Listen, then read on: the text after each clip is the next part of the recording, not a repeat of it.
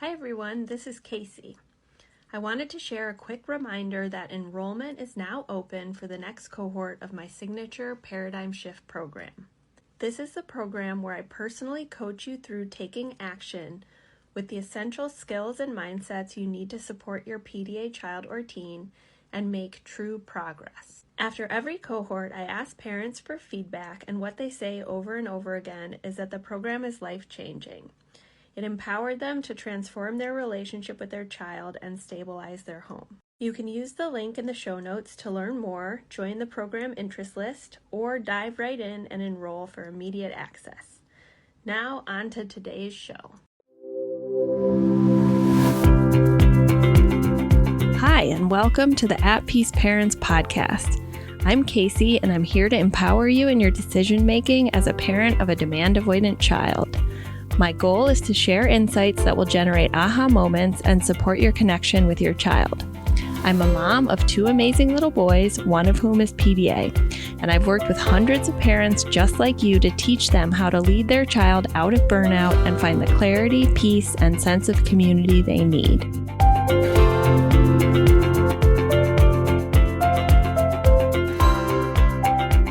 Is pathological demand avoidance the same thing as autism? Is it the same as severe ADHD? Is it ADHD, or is it just severe anxiety?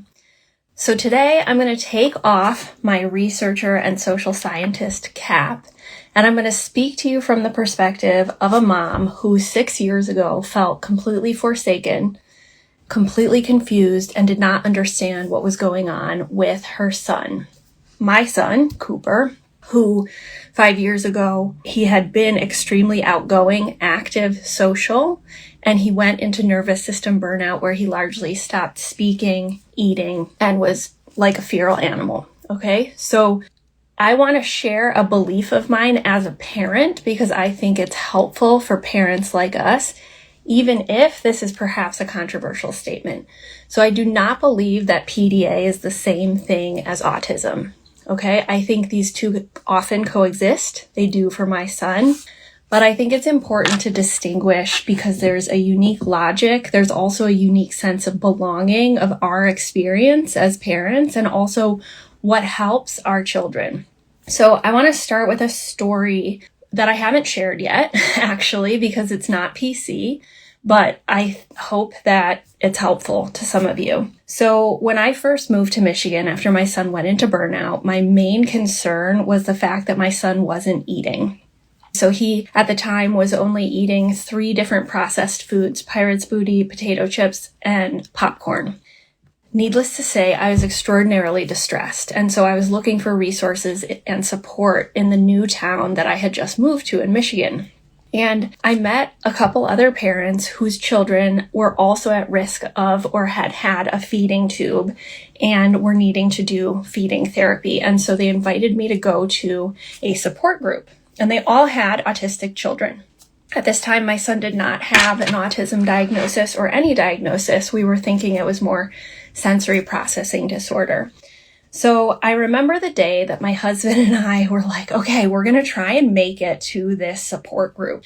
At the time, we were like, how do we leave the house? How do both of us leave the house, right? Because my son was so burned out, but had escalated fight-flight behavior that was often targeting his younger brother, who was only 1 at the time. But we organized a babysitter and very nervously got in the car and drove to the nearby university town to go to this support group because we were seeking support. And we went there, and there were a bunch of other parents. There were probably, 8 other families.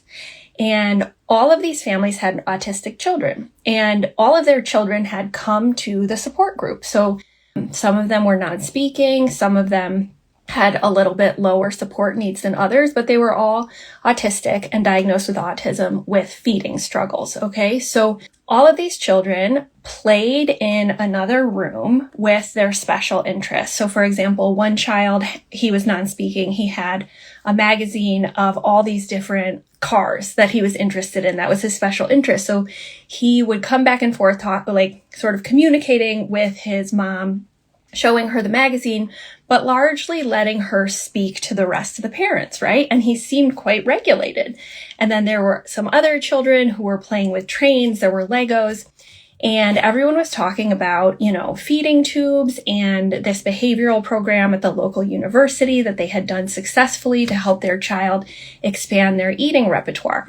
And my husband and I spoke to people and we tried to understand, the different opportunities and options in our town for supporting extreme feeding challenges, restricted feeding challenges. And I got in the car after that support group and I started weeping because I did not feel at all like I belonged there. I was like, okay, on a certain level, yes, we all have neurodivergent kids, right? And all of us are moving through radical acceptance of a life we didn't expect. And we're all trying to understand how to help our kids eat. At the same time, I said to my husband, how on God's green earth do you think we could have gotten our son here to play in this other room when he's PDA? We couldn't have gotten him in the car. If he had come, there would be absolutely no way we could have had any conversation with the other parents because he would have been constantly interrupting me. He would have needed undivided attention. And if I hadn't given it to him at that point in burnout, he would have started to destroy the other children's things, or he would incessantly interrupt me or start to have a meltdown. Okay, so first of all, I said to my husband, Jake, I was like, okay, all of these autistic children, even if they are disabled by their higher social communication support needs, they're not as disabled as my child in terms of nervous system, stress, and perception of threat. They're able to be independently playing when engaging in their special interests. They're able to be somewhat regulated, even if they have less ability than my son to communicate with words. Additionally, all the parents were connecting around the same type of behavioral therapy, intensive behavioral therapy at the university that had helped their children. And I was saying to my husband at the time, how could they even get their children to this therapeutic place 2 hours a day, every day? How could they get their child to engage in that therapy without having complete panic attacks? And how did this approach work? So why am I sharing this story? It's not to put PDA below or above autism, but I think it's important to say that this was a totally unique and distinct experience that my husband and I were having, like many of the families that we work with, right? Where I did not feel like I belonged in that group. I did not feel that my son was really that similar to a lot of these children. And I did not feel like any of the things that had worked for these autistic children, thank God, getting rid of their feeding tubes, going to this therapy intensively and getting feeding tubes taken out and starting to eat more. I'm so happy that these behavioral strategies worked for these autistic kids. And these weren't even ABA, they were just more behavioral, but these would not have worked for my son. And so from that moment, I had an aha moment, which was, this is not the same. These are not the same experiences. We are not having the same experiences. We can connect on a human level on parenting a neurodivergent child is fucking hard. Acceptance is a real hard journey. Oh my gosh, it's totally different than neurotypical children. However, I didn't feel a sense of belonging. I didn't feel a sense of clarity, and I didn't feel a step forward in my journey, except that I was more clear on what did and didn't work. Okay, so we didn't return to that feeding group therapy, but it left a seed in me. And that seed was what blossomed or sprouted, very small seed sprouted as a mom over 5 years ago before I started the business of At Peace Parents, which was a small blog with another mom here locally called PDA Parents, and one season of a podcast that we put out, and we recorded in her garage during the pandemic. The two of us, we would sit in snow pants, socially distanced in the garage in winter, and we would talk about our experiences as parents of PDA children. Why did we do this? We did it to create the space that did not exist for us. The support group, the voice, the podcast that wasn't there. It doesn't mean that it's not wonderful to learn from podcasts and from experts on ADHD, autism, anxiety, etc., or that your child doesn't also have those things. My son is ADHD, autistic, severe anxiety, and PDA. But what was important to me was that parents had a place to feel seen, that they could learn a unique logic of their brain, of their child's brain, and perhaps their own brain and nervous system, so that from that logic, they could make unique decisions to find peace, but also to support their children. So I never want to create unnecessary conflict, and I think a lot of people in the PDA and neurodiversity space would disagree with me here. And I might be wrong as a researcher, but as a mother, I truly believe that we need to see PDA as its own unique neurotype in order to help families. Okay, so there's good news and there's bad news. So since we started our project 5 years ago, the awareness of PDA has blossomed, right? It's like, now you can go on social media and there's so much stuff about PDA. There's new organizations, there's new parent coaches, there's all this good stuff. And it's exciting. I'm so happy that PDA awareness is growing. But the unfortunate part of this sort of trendiness of PDA is that what I'm seeing is that it's sort of being thrown into the neurodivergent bucket as like another add-on of like, okay, just use these ADHD strategies or use these strategies for autistic kids that are neurodiversity affirming, right? Like sensory-based strategies or, regulation strategies, co-regulation strategies, which is important. But I'm seeing things that are actually continuing to make parents feel alone, like they're doing it wrong and confused. Okay. So I have been seeing content and information and even conferences being thrown in the PDA space that if I had gone to them 5 years ago when I was in the space, when I went to feeding therapy, I would have been extraordinarily triggered, felt ashamed, felt confused, and not known if I was doing something wrong, which is why I'm speaking to it.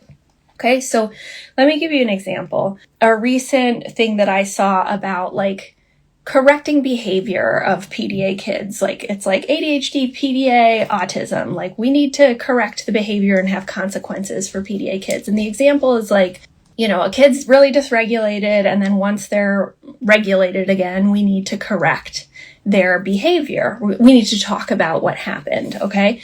And I read that and I was like, okay, if I had seen that 5 years ago, I would have been like, what the fuck are you talking about? My kid has a huge panic attack, comes down from it, and in the course of it destroys something of mine, and I go right back to them an hour later and I'm like, hey, it's not okay to rip up the pages of a book when you're upset. My son would have gone right back into his activation, compulsively interrupted me, or broken something else. Why is that? Because he was so activated and so far past his threshold, so far into his survival brain, that we can't just oversimplify and say go back to them an hour later and once they're, quote, regulated, and tell them what to do. It doesn't work over the long term for PDA kids. And so when I see content like that, it makes me upset from the perspective of the parent, because they're going to think, well, I must be doing something wrong. I go back an hour later and I try and talk to my kid and they growl or hiss over what I'm saying, or they start kicking and screaming. Am I doing this wrong? This tip or this strategy, I must be the one who's not implementing it right, or maybe I'm not the one seeing it clearly. But what I'm here to tell you as a mom, more than anything, is that it's not you. It's not that you're doing the strategy wrong. It's that strategy might really work for an ADHD kid, but it might not work for a PDA kid.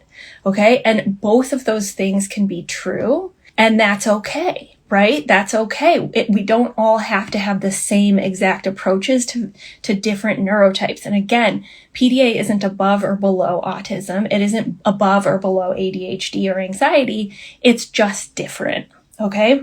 The next example I saw was about like completing homework. You know, there's resistance or refusal to homework. We've all been in this place if we've even gotten to the conversation of homework, right? Like, I don't even know if I would have ever gotten to the point of like, let's sit down and do homework. But if we were doing this 5 years ago, which we were not, the suggestion was like every couple minutes do a movement break. And then the homework will be completed at a faster clip and more of it will be completed. That might work awesome for an ADHD kid. Awesome. So great. Such a good strategy. But for a PDA kid, they're going to be like, A, I'm not even going to sit down to do it. B, the fact that you're telling me to have a movement break is actually activating my nervous system more, making it less likely that I'll do it. And C, the parent is going to be like, well, am I doing these movement breaks wrong? Because it says that this is going to help, right? So what I really need you to understand is like, this isn't you. Okay, this is just PDA becoming trendy and people throwing it on to their neurodiversity stuff and being like, here it is. Like, do the same thing I've taught in the ADHD or autism space that works. It should also work for PDA because it's the same thing, right? So now, okay, I never name names and I never throw shade, but I am going to name a name without throwing shade because this is with utmost respect for this person. I want to talk about Dr. Becky Kennedy and Good Inside, okay? First of all, I think she's a badass businesswoman, no shade. 2, I agree with the premise of her business, and I agree with the premise of how she thinks about children, which is Good Inside, right? That's the name of her book. I believe that humans have a divine light within them that can never be corrupted. We think the same. 3rd, I think a lot of her stuff is great. But I see a ton of her stuff right now on anxiety. And in a lot of spaces, PDA gets lumped into anxiety, okay? An anxiety-driven need for control or severe anxiety is what your kids are diagnosed with. And when I see a lot of the stuff that's put out there, like you're enabling them, they need to develop frustration tolerance, they need to get used to it, we need more exposure.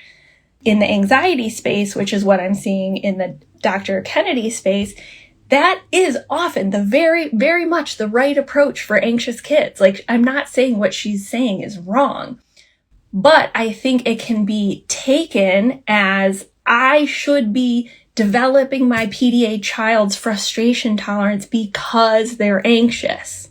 But what we have to understand is that this is not the same thing as anxiety.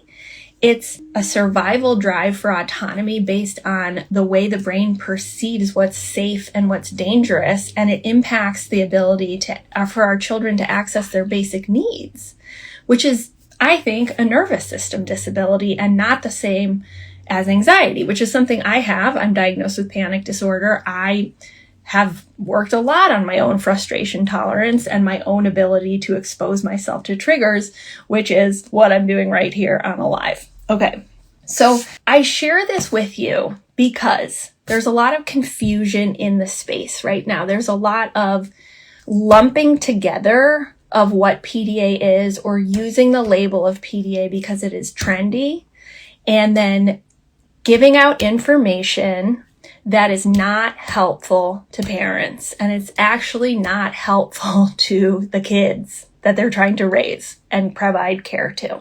So before I got on this live, I was nervous and I was scared because I know that saying that PDA is not the same thing as autism, or it's not the same thing as ADHD, or it's not the same thing as an anxiety-driven need for control is controversial, right? It's not what everyone in this space agrees with. But in order to overcome fear, I often look to my spiritual practice, okay? And I want to share this with you. If you're not interested in spirituality or Buddhism, feel free to drop off or tune out at this point.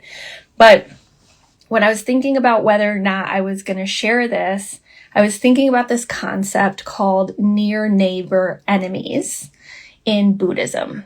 Okay, so what is a near neighbor enemy? So what this means is like you have a value like love or compassion. And often when we're thinking about these values, we're thinking, okay, what goes against love? What goes against compassion? So in the case of love, the enemy of love we think of as hate, right? But a near neighbor enemy is actually something that resembles love, but undermines it. So in this case, that would be control. Okay, so the near neighbor enemy of love is control. And that's been a big insight for my journey with my PDA kid, because every time I'm trying to control him, that's when the relationship is undermined and that's when the activation increases. But the concept that brought me strength to talk about this today is the near neighbor of fierce compassion. So if my ideal is to be fiercely compassionate to parents, fiercely compassionate to this PDA community, then I have to tell the truth and think about what's getting in the way of that. So the near neighbor enemy, or the thing that appears similar to fierce compassion, is sameness. Okay, this idea that everything is the same, and that's actually what compassion is. But when we call things that aren't the same, we're undermining the lived experience, feelings, emotions, and sense of belonging that people have in their community, in their tribe, in their neurotype. Okay, so that's just a reflection to sit with if you feel like it at the end of this, like knowing that we can allow difference in this space, that it's okay if PDA is its own thing. And of course, it's okay if you think differently, but that is the premise of the work that I do with parents.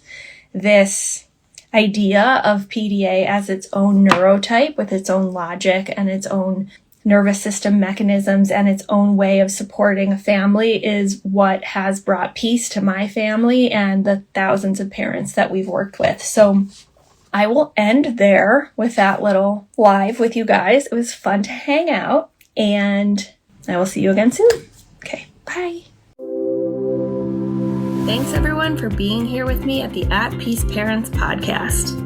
This is your source for all things related to understanding, supporting, accommodating, and advocating for your PDA child. To go deeper on any of these topics, check out my course offerings and masterclasses at the website www.atpeaceparents.com. To completely transform the way you think about and relate to your child and to bring peace and stability to your home, join us for the next cohort of the Paradigm Shift program.